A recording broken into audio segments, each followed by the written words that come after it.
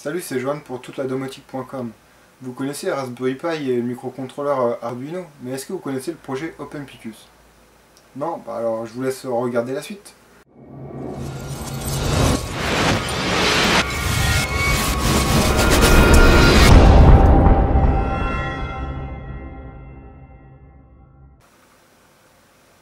Salut tout le monde, donc pourquoi OpenPicus et qu'est-ce que c'est OpenPicus? Donc OpenPicus c'est un projet initié et imaginé par deux ingénieurs italiens en mars 2010, Claudio Carnavelli et Gabriele Allegria.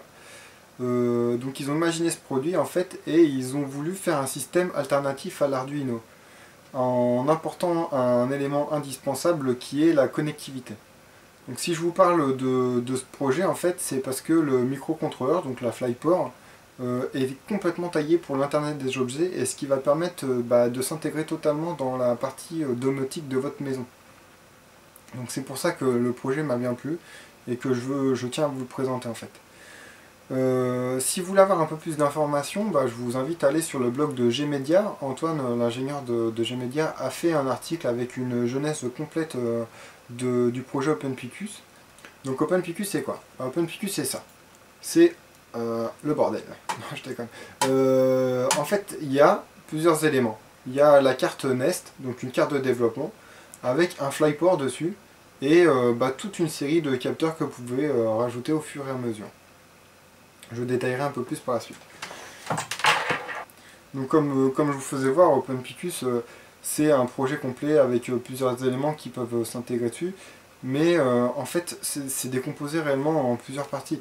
Il y a la carte de développement, la carte Nest, donc là vous pourrez retrouver plusieurs cartes Nest telles que la Nest Prototype, la Domoport, la Nest Groove, la Nest Océan, bon il y en a tout un paquet que vous pourrez retrouver sur Gmedia.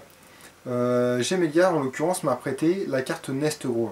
Donc ce que je peux vous dire c'est que c'est une carte qui m'a vraiment agréablement surpris parce qu'en fait moi j'y connais rien à l'électronique et du coup en fait c'est un petit peu le problème qu'il y a avec l'Arduino, c'est vous avez des cartes filles et tout, c'est sympa mais quelquefois il faut mettre des résistances, il faut mettre des trucs et tout et on sait pas trop on sait pas trop où on va. Bon Adafruit et puis d'autres sites explique très bien les choses, mais là l'avantage en fait avec la carte Nest Groove, c'est que vous pouvez tout simplement, comme je vous ai montré avant sur le prototype, c'est en fait des connecteurs que vous venez plugger à vos cartes filles, et voilà, c'est pas plus compliqué.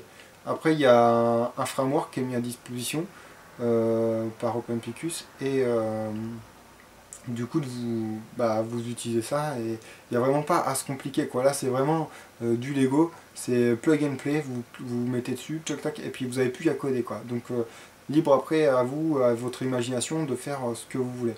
Mais on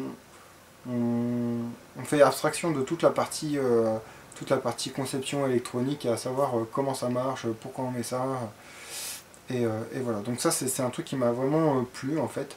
Comme je dis dans l'article, en fait, cette technologie elle est vraiment faite pour les développeurs et les bidouilleurs qui veulent réaliser un projet électronique ou domotique assez rapidement sans avoir de connaissances en électronique. Voilà. Ça c'est vraiment un gros plus de la technologie Groove. Donc c'est pas lié à OpenPicus, c'est un truc qui est compatible, c'est une techno qui est compatible aussi avec l'Arduino, mais là il y a une carte Nest qui est vraiment dédiée et vous avez juste à venir emboîter FlyPort et voilà, ça va pas plus loin. Donc ça c'est vraiment c'est très bien quoi.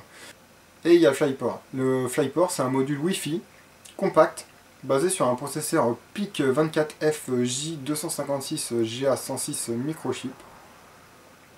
Donc là il n'y a pas grand chose à dire, il y a des ports GPIO dessus, donc il y a 5 entrées numériques, 5 sorties numériques, 4 entrées analogiques, une UART, une SPI, une I2C et un reset. Tout ça c'est alimenté en 5 volts.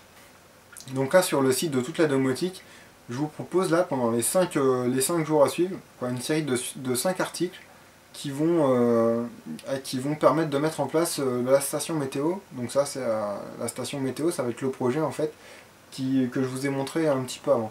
Donc la station météo elle est composée de quoi? Elle va être composée de 3 capteurs analogiques, une sonde de température, une sonde de luminosité, une sonde de gaz.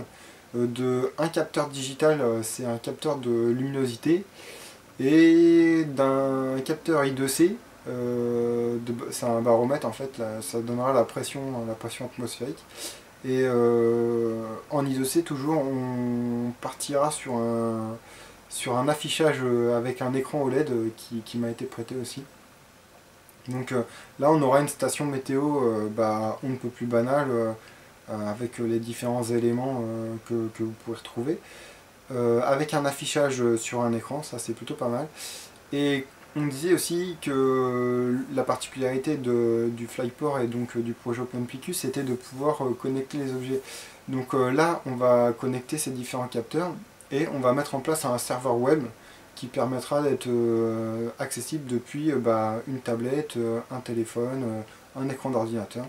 Comme vous pouvez voir, derrière, il y a sur l'écran de l'ordi, là j'ai fait une IHM qui permet d'avoir ça. Vous aurez sur une partie tablette la possibilité de mettre cette station météo. Donc voilà, là vous l'avez. La particularité, c'est qu'en fait j'ai fait une interface qui est responsive design. Donc c'est aussi bien sur téléphone, sur tablette que sur écran d'ordinateur. Et je vais vous montrer sur le téléphone ce que ça donne. Voilà, sur le téléphone, ce que ça peut donner. Hop, on voit là. Ah, c'est mis en tout gros, c'est tout moche. Voilà, on a exactement la même chose. Donc, à l'issue du projet, on aura une station météo qui communique avec les différents appareils, et un cinquième chapitre qui sera une petite surprise en fait. C'est une surprise, ce sera pour un truc que j'affectionne vraiment beaucoup. Donc voilà, ça laisse un gros projet à venir sur 5 jours. Et ce que je vous propose, c'est de se rejoindre dès demain ou à la prochaine vidéo, suivant quand est-ce que vous regardez. Voilà, allez, ciao!